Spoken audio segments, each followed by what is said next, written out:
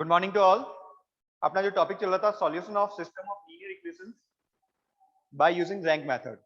ठीक है, ये सॉल्यूशन ऑफ सिस्टम जो है वो डिफरेंट मेथड से हो सकता है। क्रेमर रूल भी यूज कर सकते हैं, मैट्रिक्स मेथड भी अपन यूज करते हैं। ये जो है वो क्या है, बाय रैंक मेथड। यहाँ इक्वेशन को सॉल्व करने के लिए रैंक की प्रॉपर्टी यूज की गई है और उसको सिंप्लीफाई किया गया है। तो कल अपन ये टॉपिक स्टार्ट किया था, उसी पे अपना नेक्स्ट न्यूमेरिकल है। Question number first, for what value of k the equation x plus y plus z equals to 1, 2x plus y plus 4z equals to k and 4x plus y plus 10z equals to k square is consistent and solve them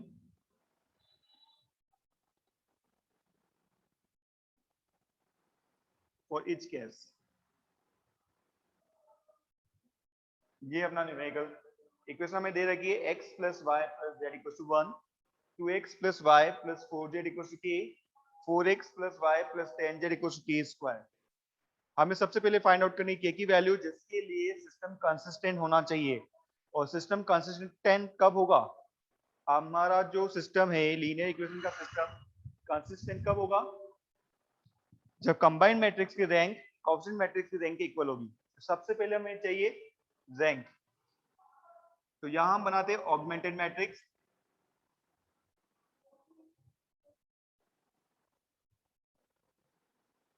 ना augmented matrix आपकी सी combined matrix है जो coefficient matrix और right hand side values को combine करके बनती है। The coefficient matrix है अपनी 1 2 4, x का कोएफिशिएंट, y के 1 1 1 और z का कोएफिशिएंट है 1 4 and 10। Now right hand side value 1k and k square, 1k and k square। Now rank find out करने के लिए एशेलन मेथड अपन यूज कर रहे हैं और एशेलन मेथड के अंदर जितने भी जीरोस बनते हैं हमें जीरो से कन्वर्ट करने हैं लेफ्ट एंड बॉटम। जो भी लेफ्ट एंड बॉटम एलिमेंट है सबसे पहले उन्हें जीरो में कन्वर्ट करेंगे। तो 1 के लेफ्ट और बॉटम में ये दोनों जीरो वैल्यूज है 2 एंड 4, इन दोनों को आपको जीरो में कन्वर्ट करना है। तो ऑपरेशन लग जाएगा, ओनली रो ऑपरेशन हमें यूज करने r2 minus 2r1 and r3 minus 4r1। Operate करो दोनों ऑपरेशंस को, r2 minus 2r1 and r3 minus 4r1। In operation को यूज करना है।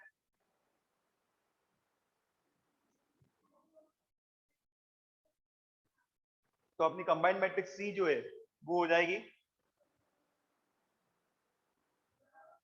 फर्स्ट रो में कोई चेंजेस नहीं है तो फर्स्ट रो अपना constant,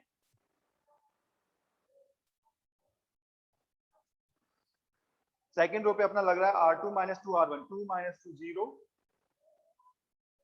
1 minus 2 minus 1, 4 minus 2 2 and k minus 2, r3 minus 4r1, 4 minus 4 0, 1 minus 4 minus 3 and 10 minus 4 आपका हो जाएगा 6 and k square minus 4।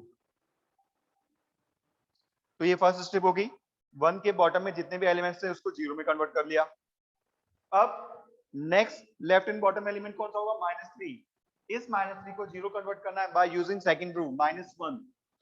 तो यहां अपन ऑपरेट करेंगे r3 के ऊपर, r3 minus 3r2। ऑपरेट करो r3 minus 3r2। तो ये अपना हो जाएगा 1 1 1। सेकेंड रो को भी कांस्टेंट है अपनी 0 minus 1 2 k minus 2, r3 minus 3r2, 0 minus 0 0 minus 3 plus 3 0 और ये हो जाएगा 6 6 minus 6, ये भी 0 हो गया। k square minus 4 minus k minus 2। Simplify करोगे तो ये आ जाएगी अपना 1 1 1 0 minus 1 2 0 0 0 k माइनस टू, तो ये आपका हो जाएगा k square minus k minus 4 plus 2, ये तो है अपना माइनस 4 और ये आपका प्लस का 2, तो माइनस 2 बच जाएगा।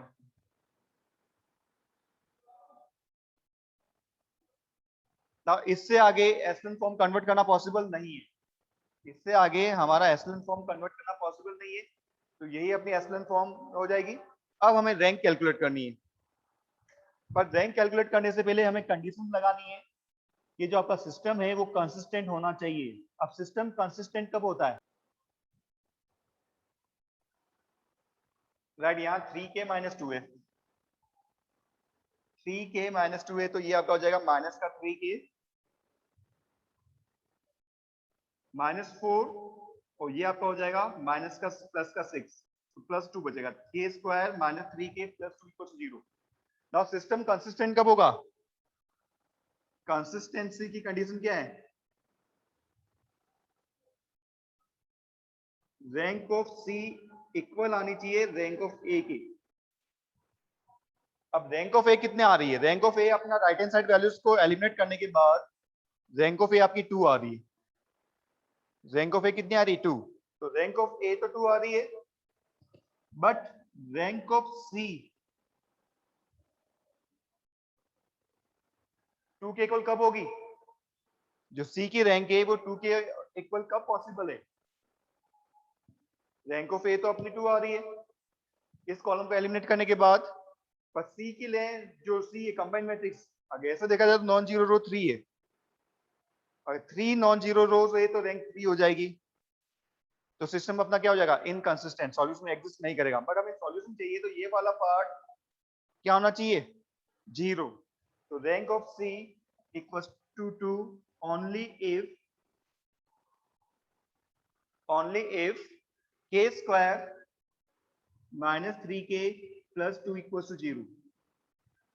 कब होगा? k square minus 3k plus 2 equals to 0।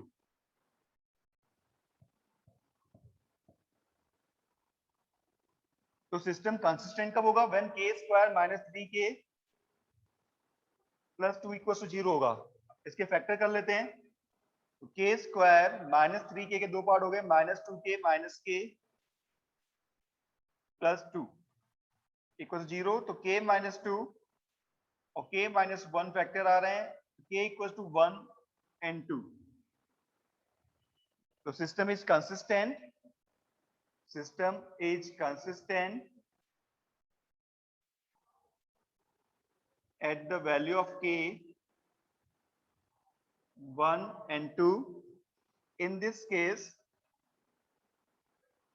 rank of A is equals to rank of C equals to 2. System have infinite number of solutions.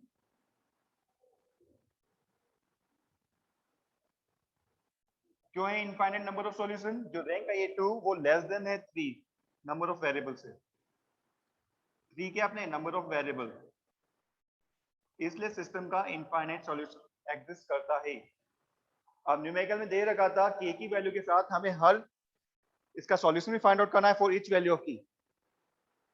ये तो k की वैल्यूज होगी, अब हमें k की हर एक वैल्यू के लिए सिस्टम का सॉल्यूशन भी फाइंड आउट करना है। तो सबसे पहले k इक्वल्स टू 1 ले लेते हैं, case number first.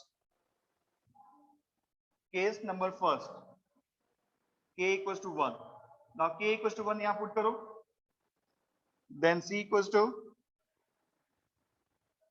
1 1 1 1 0 minus 1 2 1 minus 2 minus 1 and 0 0 0 0।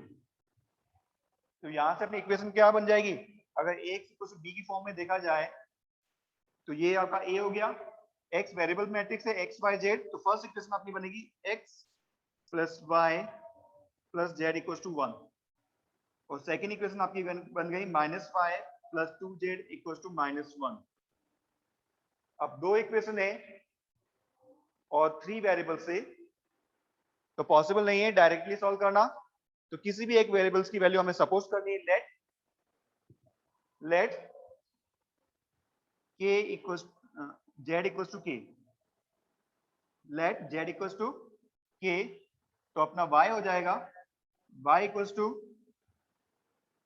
2k plus 1, y को की वैल्यू यहाँ से z की वैल्यू पुट कर दी k, तो y इक्वल्स टू अपना हो जाएगा 2k प्लस 1 और x इक्वल्स टू अपना हो जाएगा 1 माइनस y और z को ट्रांसफर करो 1 माइनस y की value 2k minus 1 2k plus 1 minus z minus k, तो अपनी x की वैल्यू आ जाएगी x इक्वल्स टू 1 से अपना 1 कैंसिल आउट हो गया, x equals to minus 3k, तो ये हो गया अपना x equals to k equals to 1 पर इनफाइनाइट सॉल्यूशन। इनफाइनाइट क्यों है? क्योंकि ये k की हर एक वैल्यू के लिए सिस्टम को सेटिस्फाई करेगा।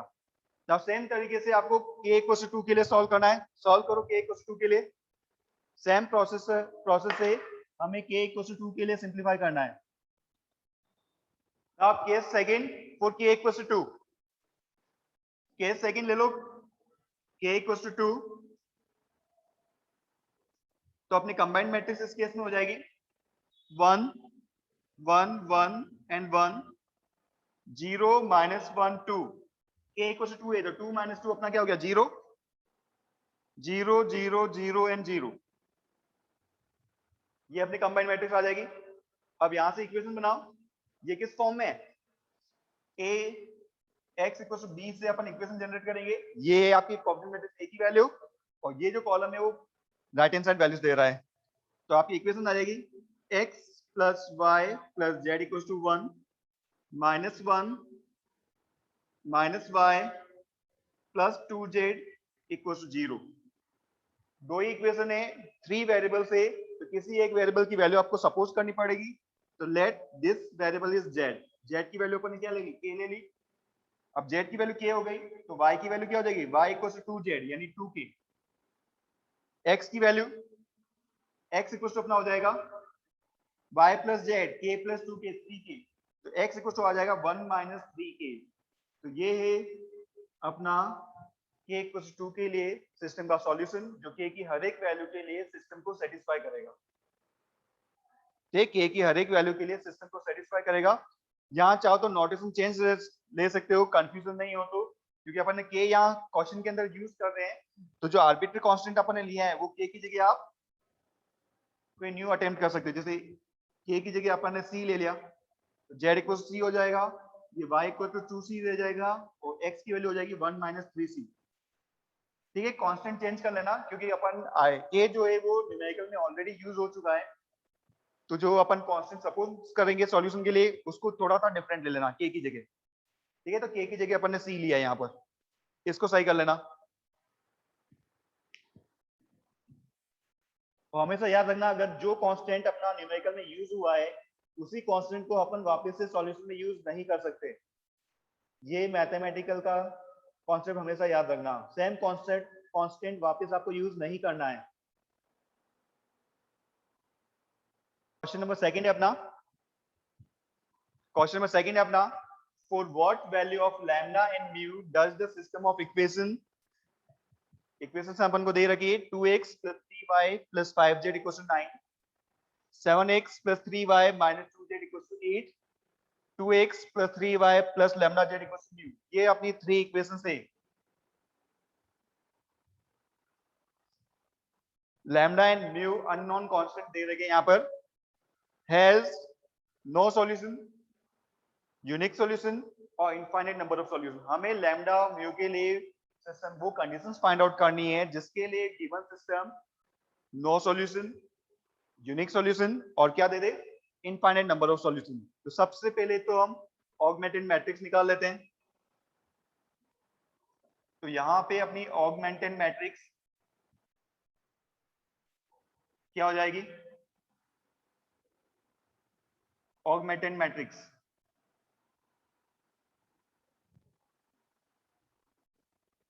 सी, जिसे हम कंबाइंड मैट्रिक्स भी कहते हैं, ए एंड बी को कंबाइन करना है। ए है अपना कोएफिशिएंट मैट्रिक्स, तो कोएफिशिएंट मैट्रिक्स फर्स्ट ले लेते हैं यहां से 2 3 एंड 5, एक्स वाई जेड के कोएफिशिएंट 7 3 - 2 एंड 2 3 लैम्डा, ये तो हो गई कोएफिशिएंट मैट्रिक्स। बी है आपकी right hand side value 9 8 and mu,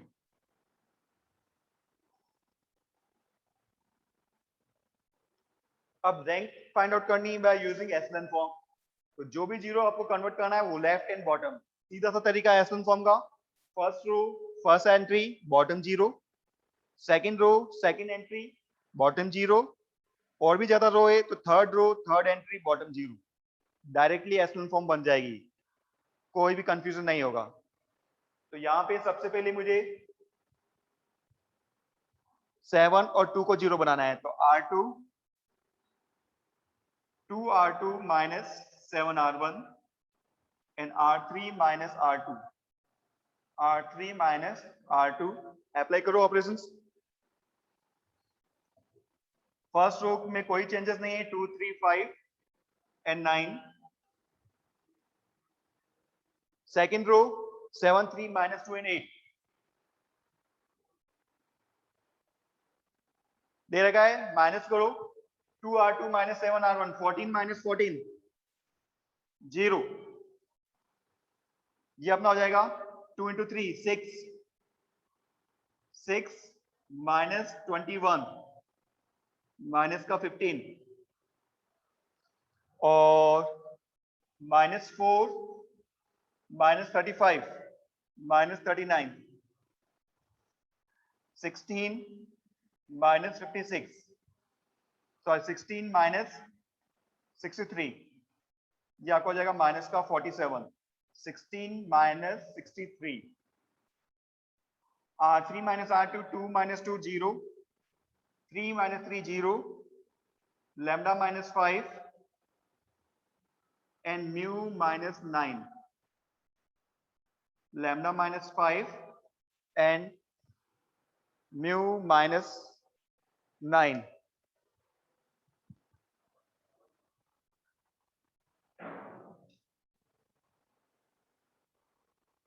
by one। now case number first case है अपना नो सॉल्यूशन। फर्स्ट केस की कंडीशन अपनी है नो सॉल्यूशन। ना नो सॉल्यूशन तभी होगा जब कंबाइंड मैट्रिक्स की rank it is possible only if rank of combined matrix is not equal to rank of coefficient matrix. दोनों की रैंक इक्वल नहीं हो। अब दोनों की रैंक इक्वल नहीं हो तो कंडीशन क्या लग सकती है? दो ऐसे देखा जाए तो दोनों की रैंक अगर ये दोनों जीरो इक्वल नहीं है तो रैंक 3 आ रही है दोनों की। बट एक की रैंक 3 हो जाए और दूसरे की 2, उसके लिए क्या पोस्ट कंडीशन है? लैम्डा। अगर ये वैल्यू लैम्डा इक्वल टू 5 हो जाती है तो जीरो हो जाएगा। लैम्डा नॉट इक्वल टू 5 लेना पड़ेगा and mu equal to 9। No solution के लिए कंडीशन चाहिए ना? नो सॉल्यूशन के लिए कंडीशन ये वाला पार्ट जीरो करना है, तो lambda equal to 5 and mu can take any value.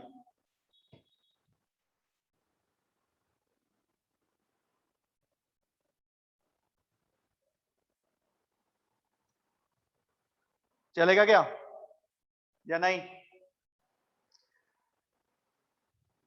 So it is possible rank of A equals to 2 if lambda equals to 5 and rank of C is equals to 3 if mu not equals to 9। यहाँ पे any value नहीं चलेगा, mu not equals to 9 होना चाहिए। mu is not equals to 9। तो no solution के लिए अपनी ये कंडीशन रहेगी lambda equals to 5 and mu not equals to 9।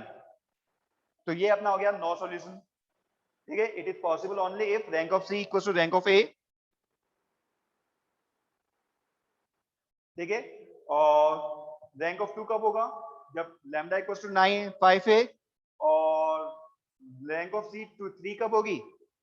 जब म्यू नॉट इक्वल्स टू 9 है। तो अपनी कंडीशन क्या हो गई यहाँ पे? Combine lambda equals to 5 and mu not equals to 9। तो ये अपने नो सॉल्यूशन की condition lambda equals to 5 and mu not equals to 9। Okay, यहां कोई कंफ्यूजन किसी को? यहां कोई कंफ्यूजन? ये अपन सेकंड केस पे चलते हैं।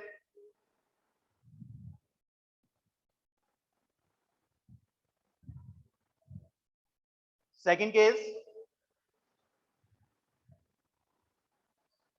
सेकंड केस अपना है यूनिक सॉल्यूशन,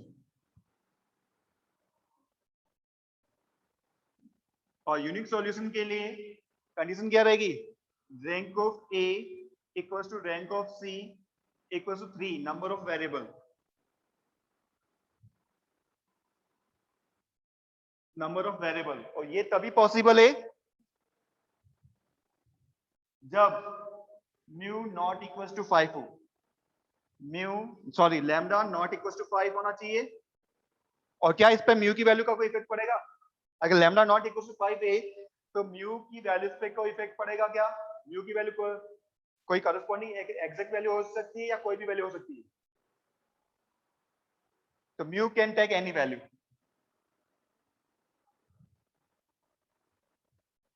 म्यू की वैल्यू से सॉल्यूशन पे कोई इफेक्ट नहीं पड़ेगा अगर लैम्डा नॉट इक्वल टू 5 है तो ये है अपना यूनिक सॉल्यूशन का केस। थर्ड केस लेते हैं infinite number of solution. Third ले लेते हैं इनफाइनाइट नंबर ऑफ सॉल्यूशन। और इनफाइनाइट नंबर ऑफ सॉल्यूशन कब आएगा? जब rank of A equal to rank of C दोनों 2 के इक्वल हो, less than number of variable. अब दोनों यानी लास्ट रो पूरी जीरो हो जानी चाहिए। लास्ट रो पूरी जीरो कब होगी? If lambda equals to 5 and mu equals to 9। Lambda 5 के इक्वल होना चाहिए और म्यू आपका 9 के इक्वल होना चाहिए। उस केस में दोनों ही पार्ट क्या हो जाएंगे? जीरो। कंबाइंड मैट्रिक्स की रैंक भी 2 आएगी और कोएफिशिएंट मैट्रिक्स की रैंक भी 2 आएगी। इस केस में आपका सिस्टम का सॉल्यूशन एग्जिस्ट करेगा और इनफाइनाइट नंबर ऑफ सॉल्यूशन होगा।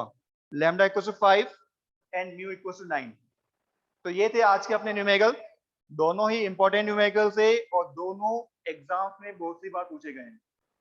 ठीक है, तो आज की क्लास के लिए इतना ही। कल से अपन आइगन वैल्यूज और आइगन वेक्टर पढ़ लेंगे। एक टॉपिक रह गया है इसमें रैंक के लीनियर सिस्टम के अंदर, होमोजेनियस, जो अपन ने पहले भी नहीं पढ़ा था। एक दो न्यूमेरिकल कल अपन होमोजेनियस सिस्टम के कर लेंगे, उसके बाद eigen values and eigen vector start करेंगे। तो आज की क्लास के लिए इतना ही। Thank you.